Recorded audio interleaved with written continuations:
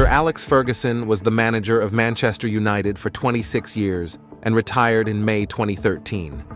During his time in charge, the team claimed 13 Premier League titles and 25 other trophies in the UK and internationally. He also achieved 16 awards for his management skills. Beyond being a manager, Ferguson was a vital part of Manchester United. He was involved not just with the first team, but with the entire club. So, what's his secret? How did he stay at the top for nearly 40 years? Let's all find out in this video. But before we start, don't forget to subscribe to the channel and tap the bell button so you won't miss any of our videos. For Sir Alex Ferguson, the journey to becoming a legendary manager began at age 32 in the summer of 1974 with East Stirlingshire. This club had just finished fourth from the bottom in Scotland's second division. With a weekly salary of $40 and a transfer budget of just $2,000, Ferguson managed to sign goalkeeper Tom Gourlay from Partick Thistle reserves, despite concerns about his weight. After searching for free agents, Ferguson assembled a squad of about 15 players for the 1974-75 season. In his first match, a League Cup game against Forfar, his team fell behind 3-0, but managed to draw 3-3. Over the next 39 years and 2,154 matches, Ferguson became the most successful manager in British football history. He was consistently employed throughout his 40 years in management, winning 49 trophies, including 13 Premier League titles with Manchester United. His major victories at United included 2 Champions League titles, 5 FA Cups, an Intercontinental Cup, a FIFA Club World Cup, and the treble that elevated him to Sir Alex. Before his time at United, Ferguson made a significant impact in Scottish football, securing 3 league titles with Aberdeen from 1978 to 1986, and defeating Real Madrid in the 1983 European Cup Winners' Cup final. His achievements in Scotland are often monumental, with his teams displaying remarkable spirit and resilience. He is frequently seen as a man defined by his humanity, marked by curiosity, energy, and passion. Former Manchester United chairman Martin Edwards highlights his exceptional drive for football. He improved every club he managed throughout his career, with patience playing a pivotal role. United went 19 years without a title before he arrived in 1986, waiting until 1993 to secure their first under his leadership. There is a common belief that he needed to win an FA Cup match against Nottingham Forest in 1990 to keep his job. While Edwards reassured him that his future depended not solely on that game, many fans called for his dismissal. Ultimately, United won that match and lifted the trophy, relieving pressure on Ferguson. He played many roles: psychologist, politician, strict leader, and mentor. While known for his fiery temper directed at players and rivals, he possessed a sharp intellect and relentless ambition. His open-mindedness towards sports science and innovation and his tactical acumen were crucial to his success. Ferguson prioritized maximizing performance by focusing on nutrition. He found traditional pre-match meals too heavy, so his wife prepared lighter options, which he later introduced at East Stirlingshire, St Mirren, and Aberdeen. In 1991, he hired Manchester United's first nutritionist, Trevor Lee, and met with players' partners to stress the importance of limiting fatty and sugary foods. This led to a decrease in average body fat from 14–15% to around 8%. Ferguson also prepared food parcels for an away game in Albania. He flew in the club's catering chief for the 1999 Champions League final against Bayern Munich to ensure quality meals for the team. His keen attention to detail and support for innovation distinguished him from his peers. Although not a sports scientist, he was dedicated to enhancing performance. He dismissed gimmicks, but embraced ideas with potential, such as hiring vision scientist Gail Stevenson to address visibility issues caused by the team's grey away kit. He also welcomed sleep expert Nick Littlehales, creating the first sleep recovery room at United's Carrington facility. This allowed players to rest during double training sessions and led to monitoring sleep patterns to boost performance. Ferguson focused on pitch quality, collaborating with the groundsman to analyze moisture and grass length. His meticulous approach was evident when he noticed Manchester City's pitch had been narrowed to disrupt United's tactics. The pitch was restored after reporting it to the referee, contributing to United's 3-0 victory.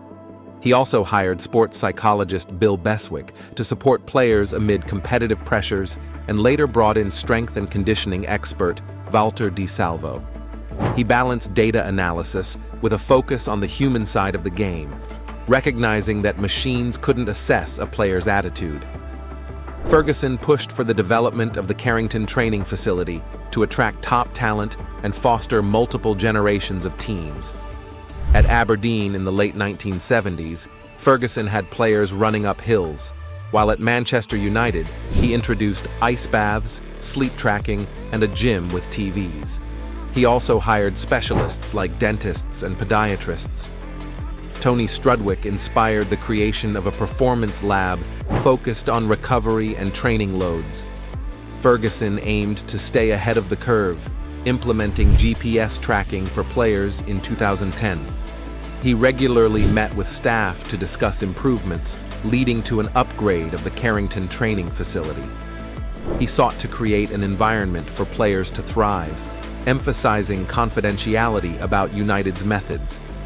For instance, he noticed a player squinting during practice, prompting an eye test that resulted in the player getting glasses. Ferguson empowered his coaches, allowing them to run training sessions while understanding his vision for the team. On Meulenstein's first day, Ferguson outlined his expectations for pace, penetration, power, and unpredictability. In his later years, Ferguson operated like a sporting director, shaping the organization while trusting his staff to handle their responsibilities. He adopted an observational approach to training. Paul Parker, a key player in Ferguson's early Premier League success, noted that he welcomed coaches who might be better than him, believing it would enhance the team while maintaining his managerial vision. Nicky Butt, a former United midfielder, described Ferguson as a constant presence on the sidelines, ensuring players stayed at their best. He emphasized a strong work ethic, recalling a story about a billionaire who arrived at work early and left last, which inspired Ferguson's expectations of his players. At St. Mirren, Ferguson dedicated himself to reconnecting the club with its community. Attendances rose significantly as he took on various roles, from managing supplies for match days to clearing snow from the pitch and fixing blocked toilets. Ferguson's dedication to rallying local support for St. Mirren included driving around with a loudspeaker to encourage community involvement. Tony Fitzpatrick, a former player, noted that Ferguson revitalized an aging team, leading them to promotion. After winning the treble with Manchester United, Ferguson immediately focused on the future, shifting the team's mindset. Players like Parker and Strudwick recognized his relentless drive to improve, as he signed talents like Anderson and Robin van Persie to maintain competitiveness. His strong work ethic was essential to his success. He sought players who shared his ambition, exemplified by Roy Keane, who enforced discipline and unity. Mikel Silvestre recalled Ferguson's insistence on hard work, illustrated by a photo of workers on a steel girder in his office, emphasizing that success required continuous effort. Real and perceived adversaries, including rival managers and referees, fueled Ferguson's drive. Nicky Butt noted how Ferguson created an us versus them mentality, fostering a protective circle among his players. He rarely criticized them publicly, defending them in the media while providing honest feedback privately. Ferguson's contentious relationship with the media involved banning certain journalists and feuding with outlets like the BBC and his own MUTV station over perceived disloyalty. His notable rivalries, particularly with Kevin Keegan and Arsene Wenger, showcased his strategic use of the media to shape narratives favoring Manchester United. Ferguson considered retiring at 60, with Wenger and Eriksson as potential successors. After a poor start to the 2002-03 season, he expressed frustration with the team's complacency, leading to intense criticisms of players and staff. The media targeted him, running unfair headlines. His anger was strategic. He raised training standards, leading United to win crucial matches and reclaim the league title. He maintained composure in a key draw against Arsenal, inspired by John McEnroe's advice on finals. Despite his temper, few former players speak negatively of him. He earned respect for promoting young talents and fostering personal connections, showing commitment to the club beyond winning. Ferguson's personal touch significantly impacted staff and players. Former goalkeeping coach Steele highlighted his genuine care, often sharing dinners with staff to strengthen relationships.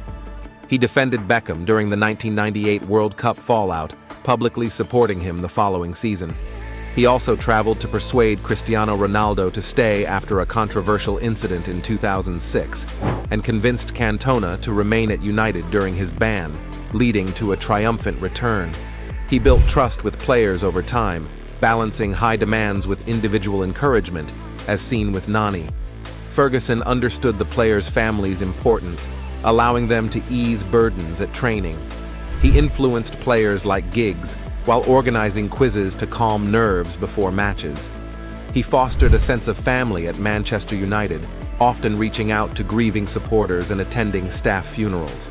In his 2000 autobiography, he noted that after selling Lee Sharp for $4.5 million, his net transfer deficit was only $4 million during his first decade. While he broke the British transfer record for stars like Keane and Van Nistelrooy, he also made savvy signings, such as Schmeichel and Cantona, for under $2 million. His most expensive signing, Dimitar Berbatov, cost $30.75 million in 2008. Ferguson emphasized team unity and often adapted his tactics, as seen in a Champions League match against Inter Milan, where he exploited their weaknesses. He kept his lineup under wraps in training to maintain competitive advantage and focused his team talks on enjoyment and performance. His astute substitutions, like his reshuffle during a 4-2 comeback against West Ham, became legendary. Known for Fergie time, he had a remarkable ability to secure wins from difficult situations, showcasing his genius as a manager. And that's how Sir Alex Ferguson became an important figure in football. What do you think of his dedication and hard work in the sport? Feel free to share your thoughts in the comment section.